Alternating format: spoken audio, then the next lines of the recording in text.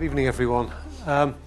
So I'm going to spend sort of 20 minutes or so running through a little bit more detail about AIM, but also there's a lot going on in the public markets at the moment. I think there are a lot of misperceptions, and we started to hear some of those during the questions with Dave just then. First of all, just to set the scene, what is the London Stock Exchange? People think of this whole business as just a stock exchange. We actually now, as a group, a much bigger business. So, not only have we got over £5 trillion worth of equities listed across AIM in the main market, we provide a lot of fixed income, security, trading, and funds. So we're quite a diverse sort of business, just from a sort of a markets perspective within the London Stock Exchange. I'm very conscious. There's been a lot of talk in the press about public and private markets, and a lot of talk about London versus other competitor markets, and whether European markets are actually open. And so, just to set the scene, we've had over £20 billion raised in London so far this year, and that is 3 times more than in Frankfurt or any of the other European exchanges. We are, by equity capital raising, the biggest market this year so far outside of the US and India. And actually, to the point about liquidity, and this is more sort of specific to sort of larger companies, but some of the biggest deals that have taken place on our markets this year actually have been existing companies where their founders or investors have sold down big blocks of stock. And so that actually shows that relationship between public markets and actually private equity works really well. In my job, a lot of people talk about the sort of the competition between venture and AIM, or private equity and the main market, but we don't really see it as venture, as competition. Neither works very well without the other. Private equity, private markets are a really important source of companies for us, but equally, companies leave the public markets and go back into private ownership, are quite often restructured and then come back. So that relationship is very much sort of two-way, and there is a lot of activity. Just looking at AIM specifically this year, nearly £1 billion has been raised on AIM, so that represents over 40% of all of the capital raised across all of Europe's growth markets in total. And so, the 2 largest markets very much are AIM and First North in Stockholm. I think one of the big differences between AIM and many other growth markets is the very broad spread, not only of companies but also investors, from retail through to some of the largest institutions. And one of the things that, again, has really set AIM apart from many other growth markets over time is it's not just an IPO market. And so, Dave sort of talked about that availability of capital. Because of the very deep pool of institutional capital that supports AIM, AIM companies are able to come back to the market to do subsequent rounds of finance. And we've seen that throughout a number of business cycles. During the pandemic, we saw £9 billion raised on AIM. So investors were really prepared, willing, and able to continue to back companies. And to that point, and this isn't specific to AIM, this is across both AIM and the main market, the nature of the UK is we are a very global market, both in terms of the companies listed, the earnings of those companies, but also, really importantly, the jurisdiction of investors. And so, if we look at all of the shares listed in London, over 40% of those are actually held by North American investors, about the same proportion by UK investors. So, actually by coming to AIM or the main market, you can tap a very global pool of capital. And that's not just specific to the main market. A lot of companies on AIM, particularly technology, life sciences businesses, are able to raise money from North American institutions without actually having to list in the US. I mentioned this very briefly earlier on. We've seen some very large deals, including actually £1.5 billion of LSEG, London Stock Exchange Group stock, being sold actually at a premium in one large chunk. And we've seen a number of those large transactions take place. And we've seen some really nice IPOs also. So companies that you'll be familiar with, like Raspberry Pi did a very successful IPO earlier this year. So there is plenty going on, and actually we're seeing the pipeline really building. One of the things that we are genuinely, though, really very committed to is not just providing public markets, but really trying to make sure that that whole funding escalator or continuum or ladder or however you want to describe it is genuinely well connected.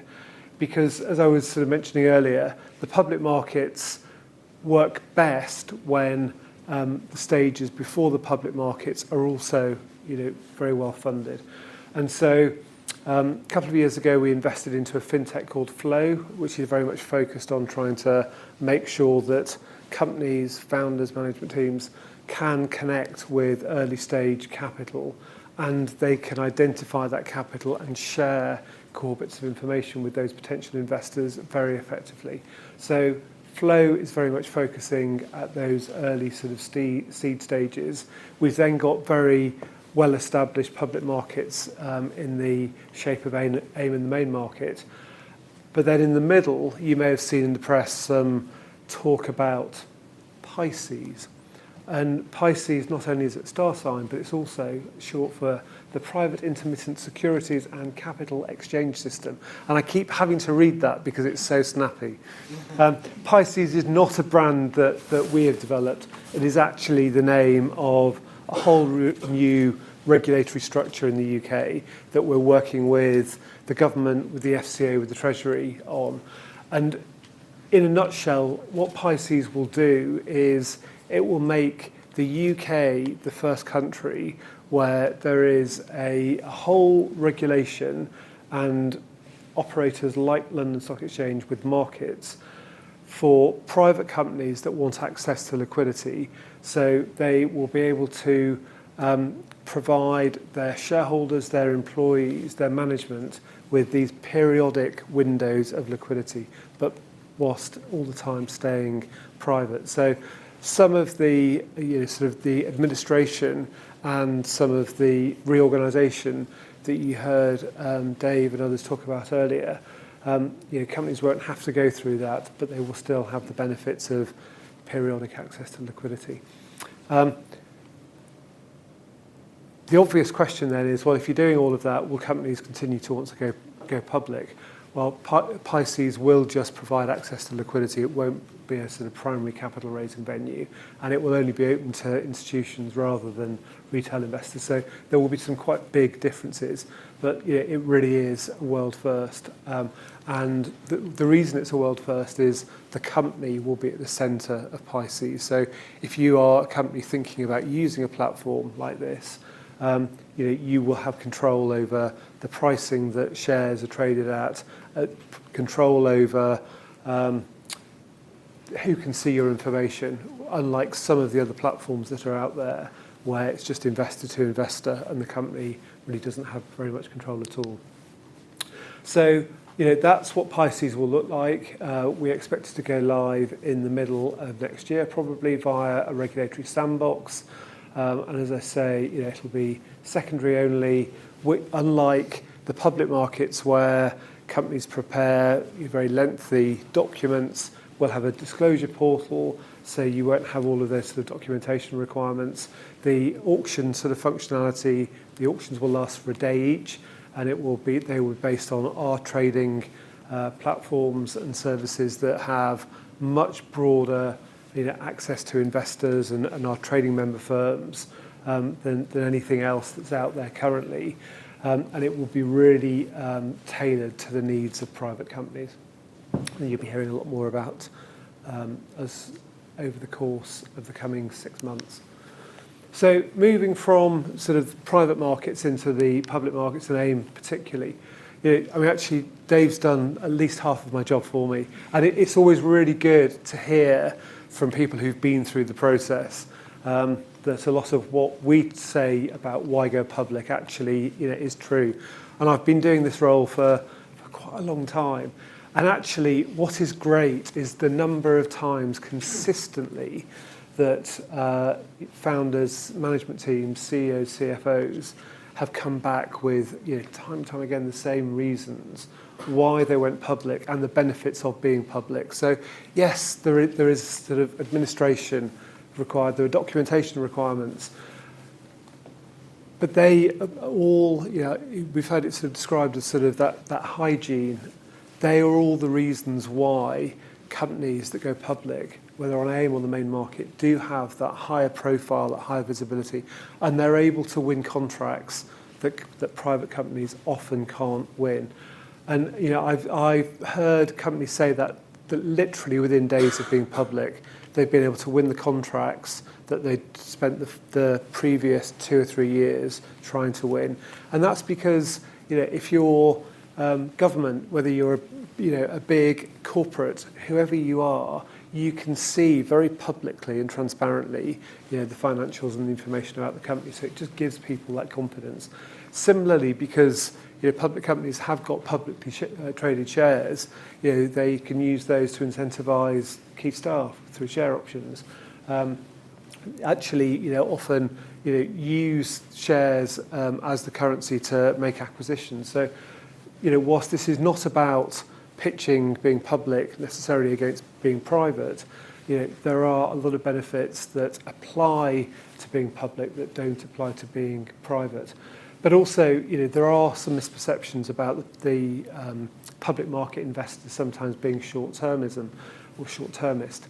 I can think of a number of the institutional investors that support AIM where actually their average holding period is between 8 and 12 years. So you heard earlier, actually, the extent to which you can sort of curate your shareholder register is really important, and to try and get that balance of actually some short-term investors, some retail that add to that liquidity, but also long-term investors that are really a long-term source of capital.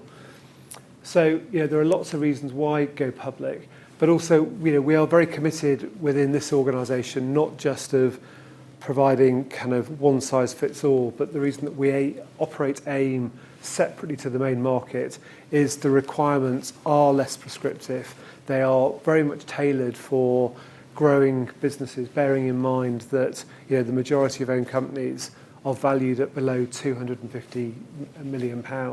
So the whole regulatory structure is tailored for smaller companies, and we have this concept of nominated advisors, and they are smaller investment banks typically that we license to be your trusted advisor and to help you kind of come through not only the IPO process, but to be there as your kind of trusted advisor once you're a public company.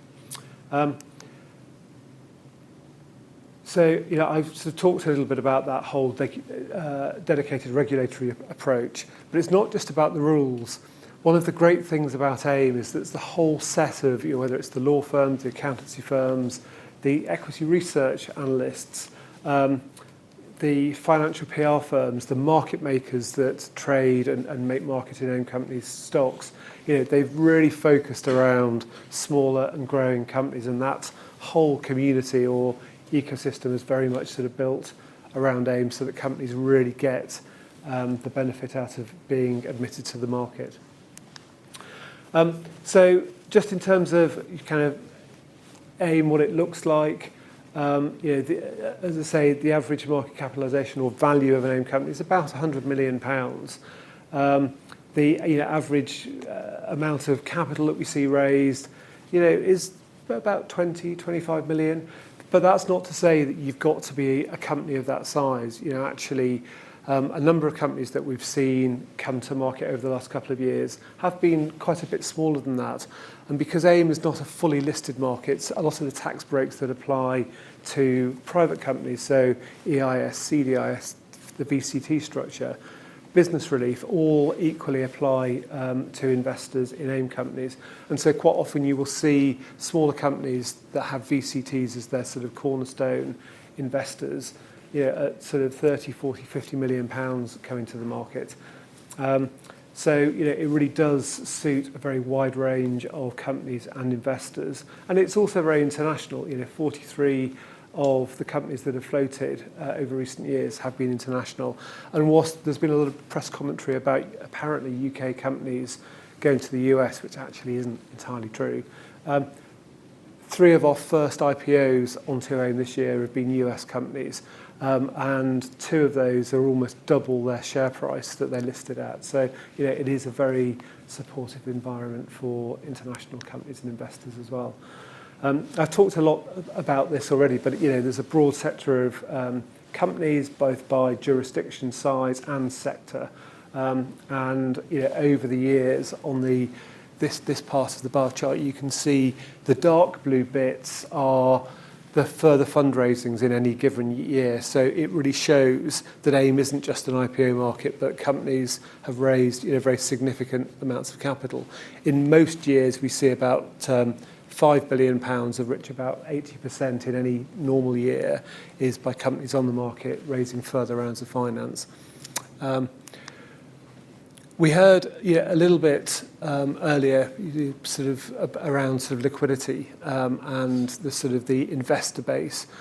What's nice about operating AIM in the main market is we have a Venn diagram of investors. So actually, even on AIM, you see some quite big names like BlackRock, Schroders, JP Morgan, Fidelity, as big investors in AIM companies, as well as some of the very specialised and dedicated small cap investors like Liontrust or Octopus or Canaccord Genuity. But quite a lot of the same names that you would see on the registers of main market companies. And you can see, the light blue bits of these bars are AIM companies. So the majority are valued below 500 million, and then as you get into the larger size, obviously companies tend to be listed on the main market.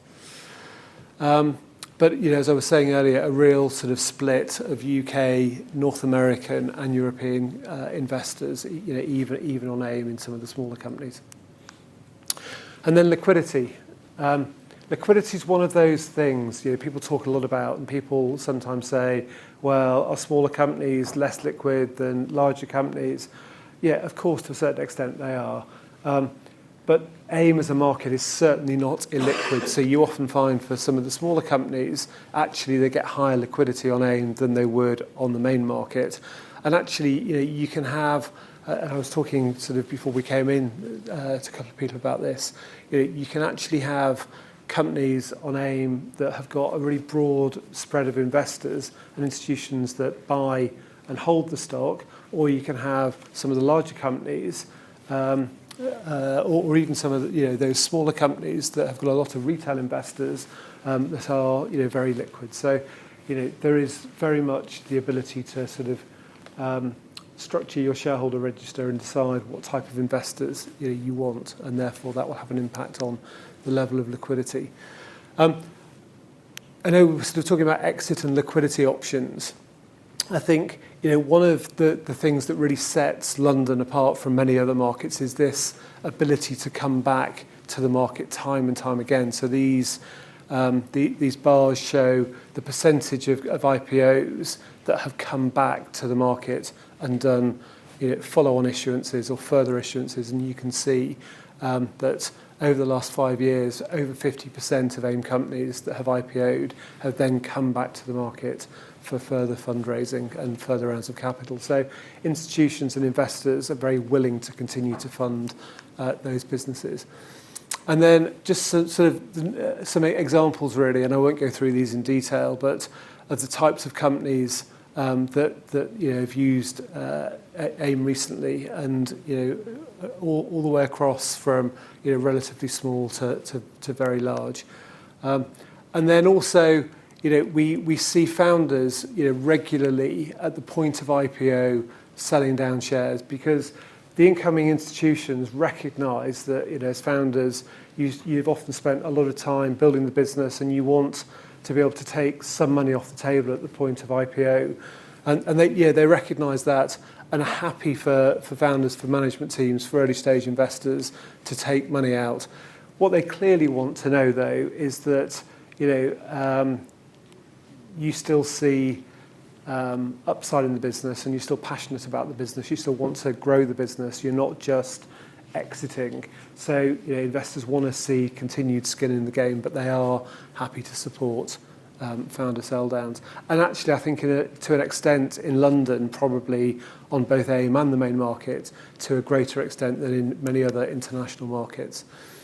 We were talking a little bit about sort of diversity earlier. It's something that we do really keep a track of, because unless people are reporting and you're keeping a track, then to the point that was made earlier, it's really hard to then, unless you've got the data to then continue to improve on it. I think it's great to see nearly 60% of AIM companies have got some level of female representation on boards. That's not in any way sort of job done though. We want to continue to build on that. We've seen a number of examples of female-led IPOs in London. We would like to see more, and it's something that we're continuing to very much focus on. Just to wrap up very quickly, for us, the IPO isn't the end of the journey. So we've got a whole team of guys that we call our issuer services team that are very much designed or they spend their time developing products and services to help companies that are listed, so that you can get the most out of the visibility of being public. So we've got a whole range of products and services to help companies, both on AIM and the main market, communicate with their investors, both retail and institutional, and also to be able to have access to the deepest sort of pool of data, actually, to help support your business. We do a lot of work to help companies on their roadshows through Spark Live to communicate with their investors with some sort of global leading technology. That's really all I was going to cover. I'm conscious that I've very much talked at you, and there's a lot in there. There's a lot of data, a lot of information. Thank you for your time on a Monday evening. Have we got drinks now? Great. Okay, I'll hand back over to you then. Okay.